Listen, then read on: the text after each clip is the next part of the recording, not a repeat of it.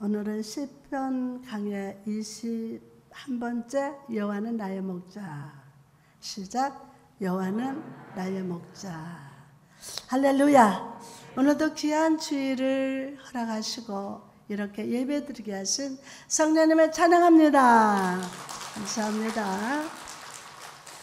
오늘 이 말씀이 우리 지팡이와 막대기가 되고 참된 목자 되신 하나님을 만나는 은혜의 시간이 되시기를 주님의 이름으로 축복합니다. 어떤 아이가 아버지와 함께 길을 걷고 있었습니다. 아이는 아빠보다 먼저 막 달려가다가 앞에서 큰 개를 만났어요. 개를 본 아이는 무서운 마음에 뒤를 돌아서 아빠에게 막 달려갑니다. 그리고 아빠 손을 꼭 잡았어요. 그리고 아빠 등 뒤에서 개를 다시 바라보았습니다. 여전히 사납고 무서웠지만 아이는 웃었습니다. 아빠 손을 꼭 잡은 아이는 편안을 누렸습니다. 여러분, 편안이라고 하는 것은 세상 속에서, 환경 속에서 발견할 수 없어요. 발견할 수 있습니까? 세상 속에서, 여러분 환경 속에서 그 편안은 발견할 수가 없습니다. 참된 편안은 우리 주 하나님 안에만 있습니다. 참 편안은 신령과 생명의 교제. 사람은 생명입니다. 신령 하나님과 생명이 딱 교제. 인격의 만남 속에서 누리게 되는 것임을 믿으시기 바랍니다. 우리는 유한한 세상 속에 살고 있지만 환난과 눈물과 죽음과 고통이 끊이지 않지만 저와 여러분은 목자 되신 주님의 보호하심 아래에서 주님의 손을 붙잡고 삽니다. 그래서 주님의 높고 위대한 은혜의 그 세계 속에서 먹고 마시며 평강을 누리는 존재입니다. 존재입니다. 아멘요. 본문은 다윗의 시입니다. 저는 평생 사역하면서 어려서부터 시편 23편을 많이 중환자실에 가도 이 시편 말씀을 다 읽어줘요. 듣지도 못해. 그걸 기다대고 귀에서 영이 듣고 있어요. 얼마나 좋아하는지 몰라요. 그래서 여호와는 나의 목자시니 내게 부족함이 없으리로다. 나로 하여금 푸른 풀밭에 눕게 하시고 잔잔한 물가로 인도하여 주신다. 내가 비록 사망에 흠지만 골짜기로 다닐지라도 해받음을 두려워하지 아니함을 주께서 나와 함께 계시리로다. 오늘 본문은 다윗의 시입니다. 이 시는 다윗이 오랫동안 계속되었던 고난과 전쟁의 시절을 다 보내고 평화로운 시절을 보내는 인생 말년에 어린 시절 푸른 초장과 맑은 물가로 양들을 인도하던 젊은 시절을 다 떠올리면서 오늘까지 내 인생을 은혜로 인도하신 목자 되신 하나님을 찬양하는 시입니다. 시의 구조를 살펴보면 1절에서 4절까지 시인은 과거에 베풀어 주신 하나님의 은혜를 찬양하고 있고 5절에서는 현재의 은혜를 노래하고 6절에서는 미래에 임할 은혜를 확신하면서 감사의 찬양을 드리고 있습니다. 이게 몇 절이면 6절밖에 되지 않는 짧은 시지만 이 시 안에서 우리는 푸른 초장과 맑은 물가의 이미지를 보고 오늘 막 설교 들으면서 볼 수 있어야 돼요. 목자 되신 하나님의 인도 안에서 풍성한 꼴 맑은 시냇가에서 편안한 시인은 양의 이미지. 의의 길로 인도함을 받으면서 사망의 음침한 골짜기를 통과하면서 주의 지팡이와 막대기로 인도받는 동적인 이미지를 발견합니다.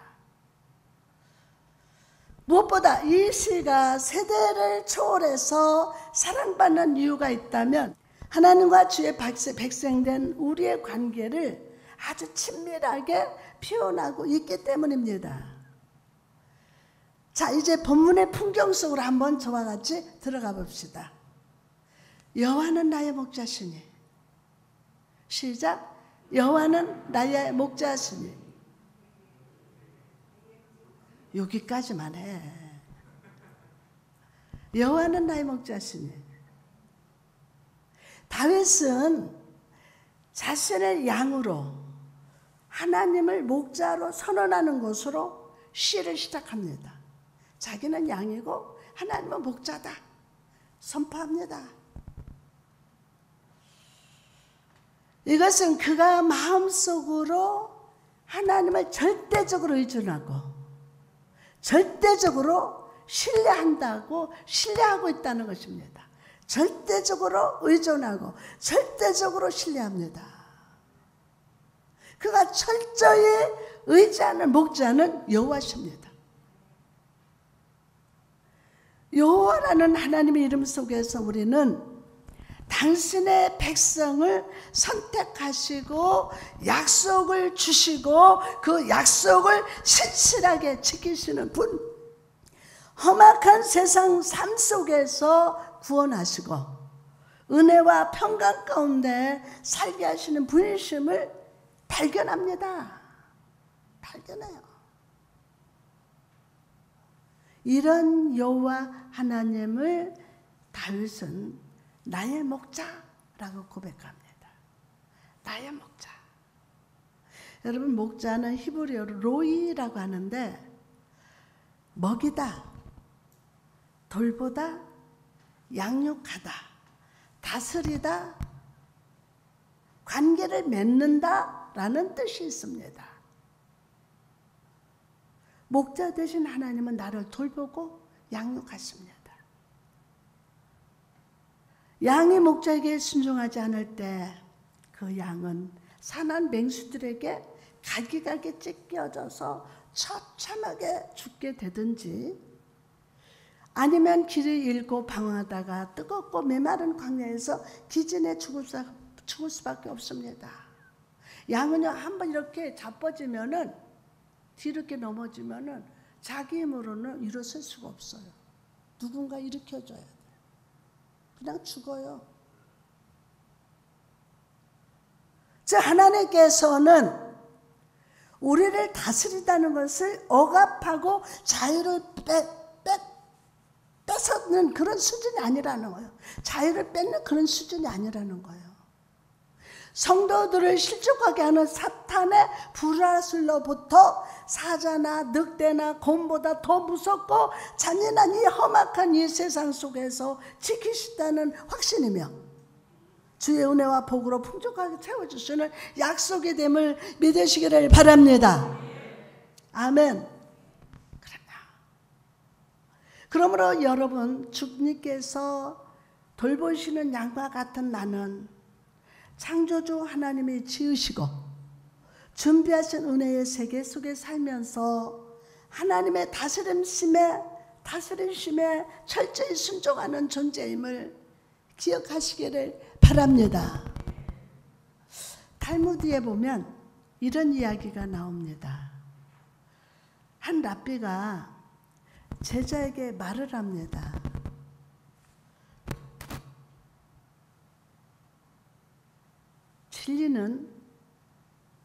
진리는 항상 길가에 널려 있단다.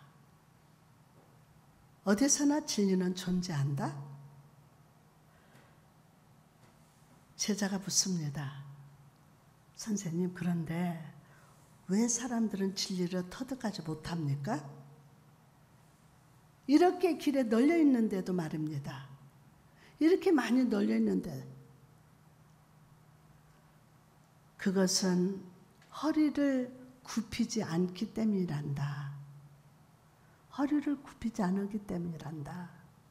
길가에 돌멩이처럼 진리가 있어도 허리를 굽히지 않고서는 진리를 얻을 수 없단다.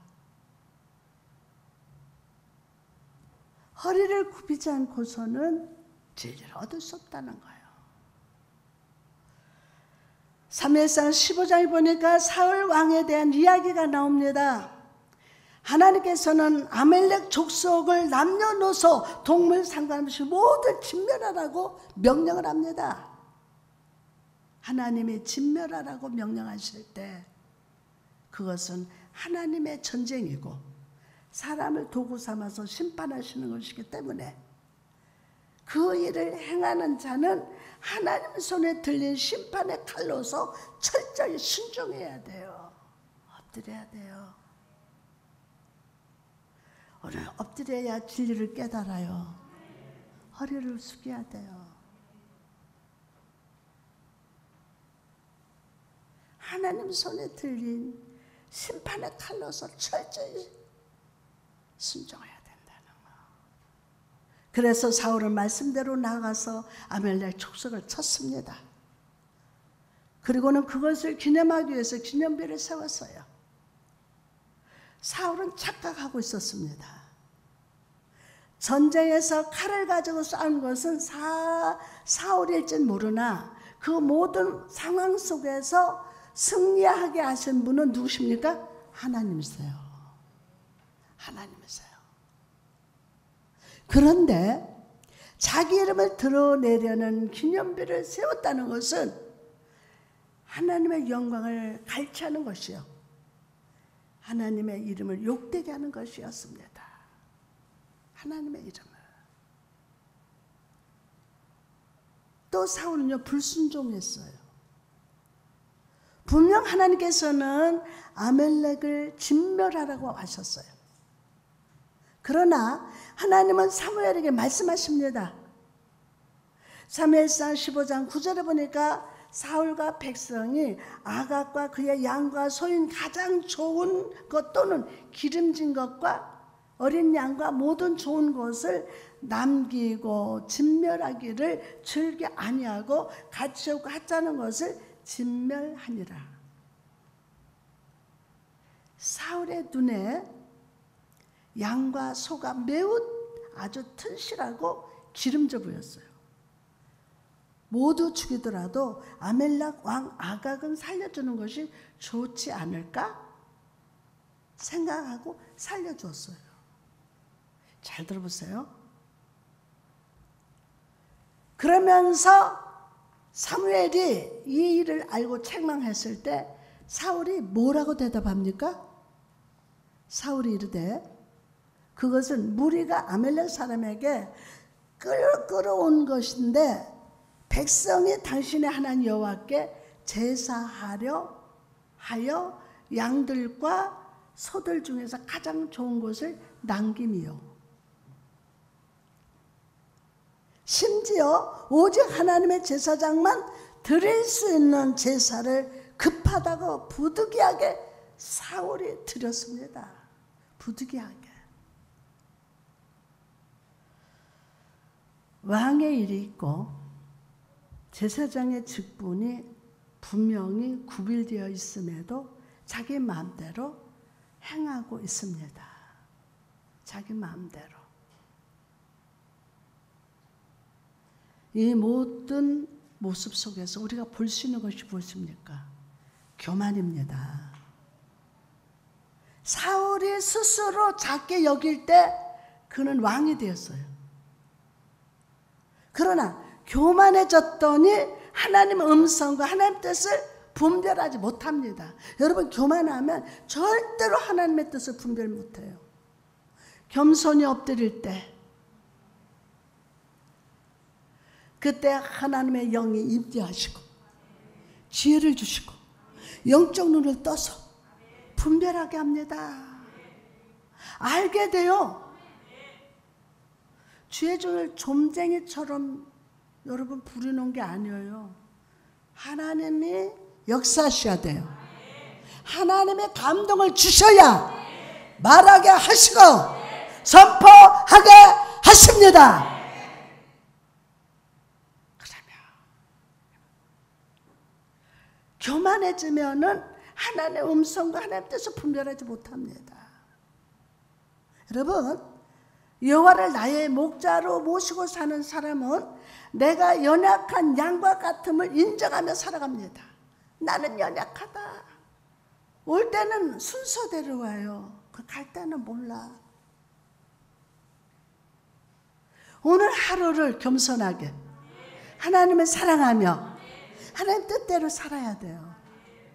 아, 나 왜 이렇게 분별 못하지? 오늘 속에 혹시 여러분 영적 안에 교만이 숨겨져 그 불합리한 것들이 숨겨있지는 않은지 그걸 오늘 성령의 말씀으로 조명할 때 그걸 발견하게 해서 교만아 물러가라. 뭐 좀 잘한다고 뭐 재능 좀 많다고 뭐 그거 아니야. 교만해졌더니 하나님의 음성과 하나님 뜻을 분별하지 못합니다. 여러분, 여호와를 나의 목자로 모시고 사는 사람은 내가 연약한 양 같음을 인정하며 살아가는 거예요. 아주 연약합니다. 여러분 사도 바로 보십시오. 그는 한때도 사울이었어요. 로마의 시민권과 율법에 대한 지식을 자랑하며 살아갔습니다. 그러나 그가 부활하신 예수 그리스도를 만나고 육체의 가시를 가지고 살아가면서 실패와 질병, 굴욕, 배신, 죽음의 위기를 겪으면서 하나님은 그를 작은 자로 변화시켰어요. 작은 자로, 겸손한 자로 변화시켰습니다. 그리고 사울이 사도 바울이 되었을 때 복음의 능력과 구원의 부흥이 나타났음을 믿으시기를 바랍니다. 아멘. 그러면 여러분 인생길을 걸어가며 여러분의 자세를 주님 앞에 계속 낮추시기 바랍니다. 낮추세요. 낮추세요. 그럴 때 주의 음성이 여러분 삶 속에 들려올 것입니다. 주의 음성을 내가 들으니 그 다음에 사랑한단 말일세. 그러니까 여러분이 오늘 여러분의 인생길을 걸어가면서 주의 음성을 들을 수 있는 거는 주님 앞에 낮출 때. 아멘. 그때 여러분의 삶 속에 주의 음성 들려옵니다. 행복하게 될 겁니다. 내가 널 사랑한다. 내가 너를 복되게 하리라. 너의 가는 길을 내가 같이 간다. 주의 음성이 들려요. 내가 사랑한다. 주님의 음성, 그 사랑한다는 그 한마디. 와, 사랑.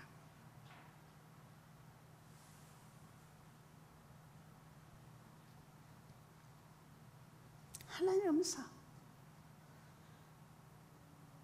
하나님의 능력을 경험하게 될 줄 믿습니다. 자, 계속해서 본문을 살펴봅시다. 내게 부족함이 없으리로다. 여호와는 나의 목자. 그 다음에 내게 부족함이 없으리로다. 한때 목자로서 양을 돌봤던 다윗은요, 양들이 목자의 인도와 세심한 돌보심 속에서 아무것도 부족함 없이 평화롭게 지내는 것을 너무 잘 알고 있었습니다.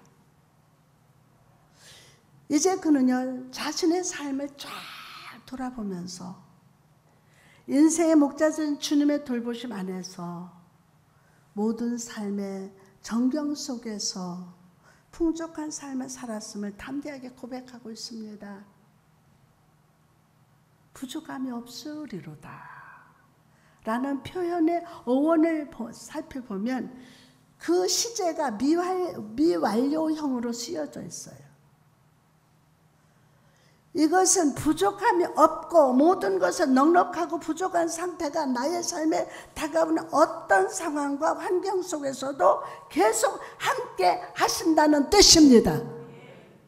함께 하신다, 함께 하신다.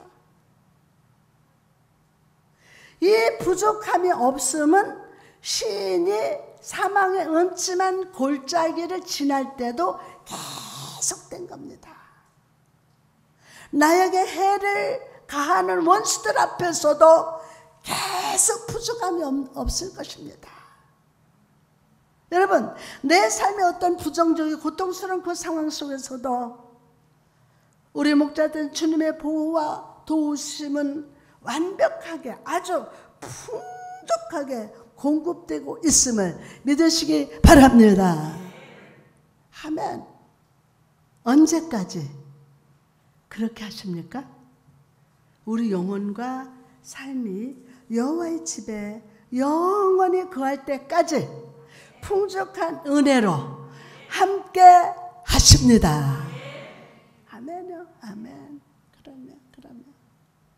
그러므로 여러분, 우리는 이 부족함이 없게 하시는 목자를 단 1초도 떠나지 맙시다.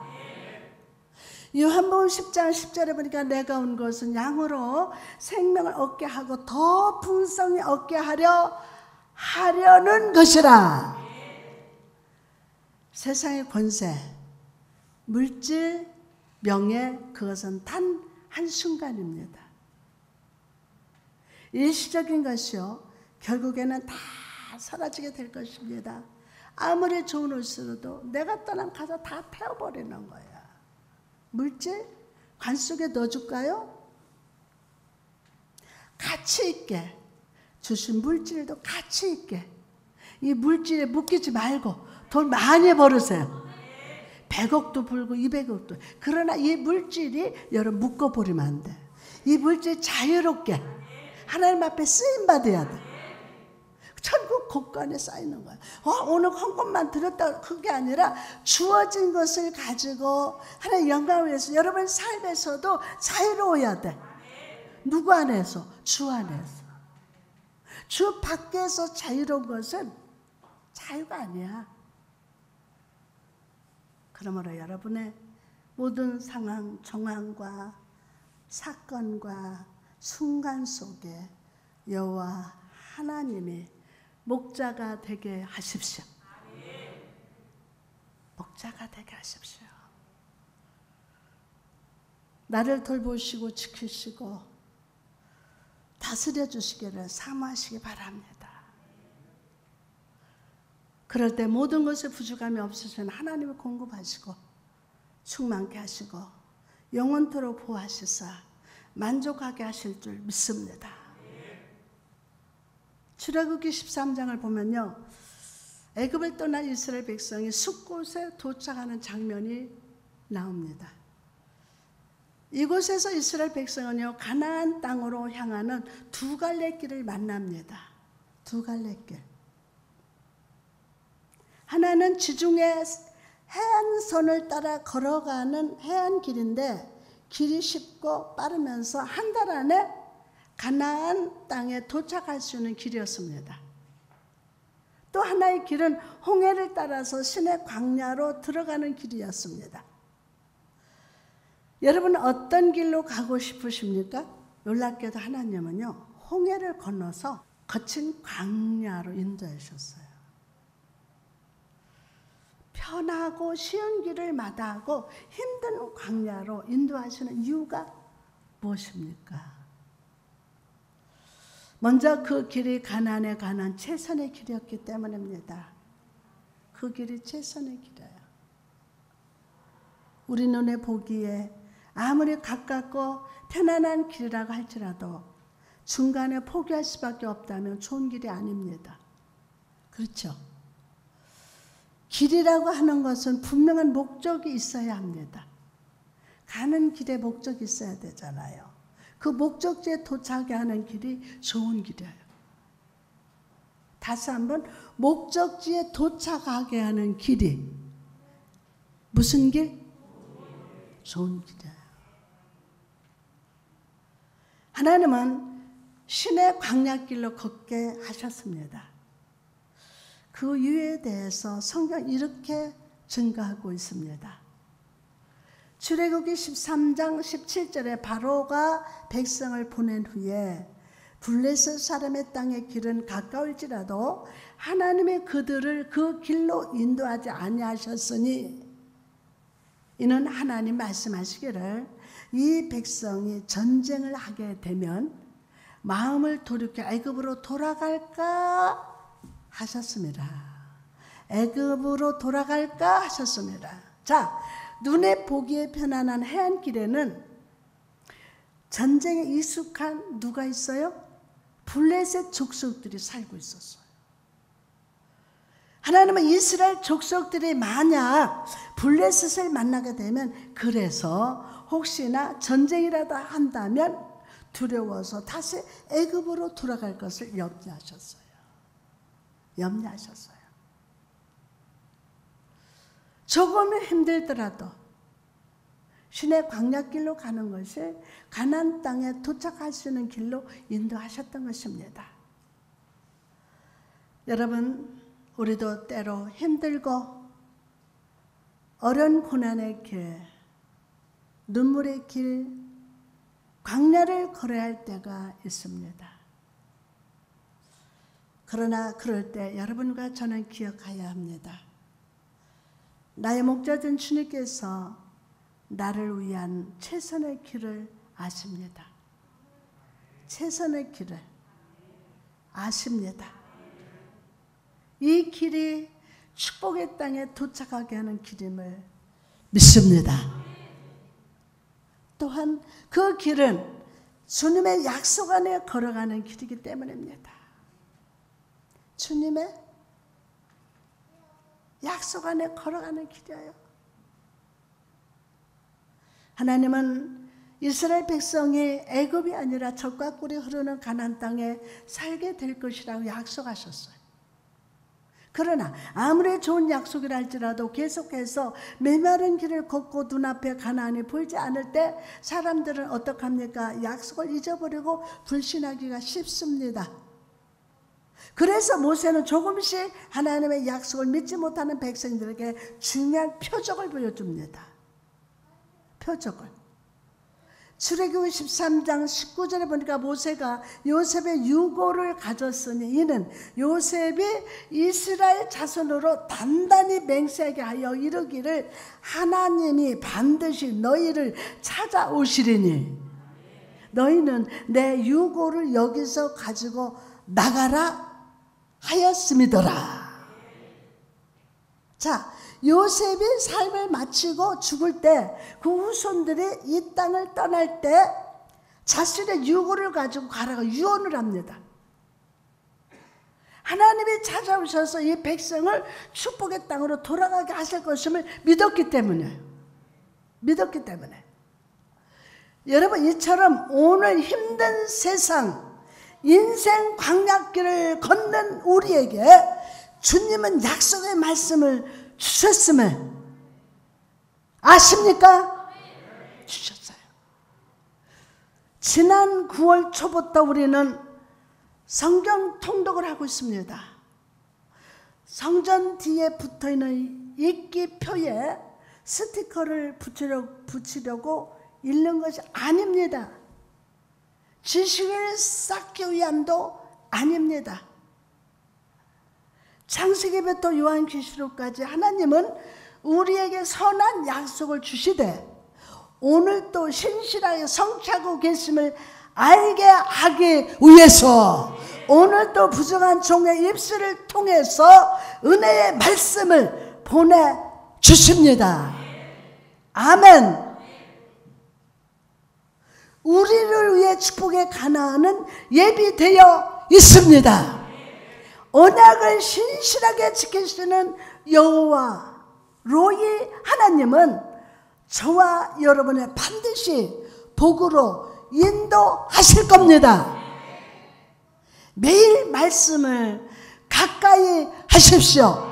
그 말씀으로 마음의 불신을 제거하시기 바랍니다. 나아가서 힘든 광야길에서 우리는 하나님의 임재를 경험하게 될 것입니다. 하나님께서 편안한 해안길이 아니라 광야길로 인도하시는 이유가 무엇입니까? 이 길에서 주께서 함께 임재하시고 걸어주시기 때문이에요. 함께 한번 부를까요? 걸어가세 미드 위에 서서 나가세 나가세 걸어가세 미드 위에 서서 눈 가기에 아무 증거 없어도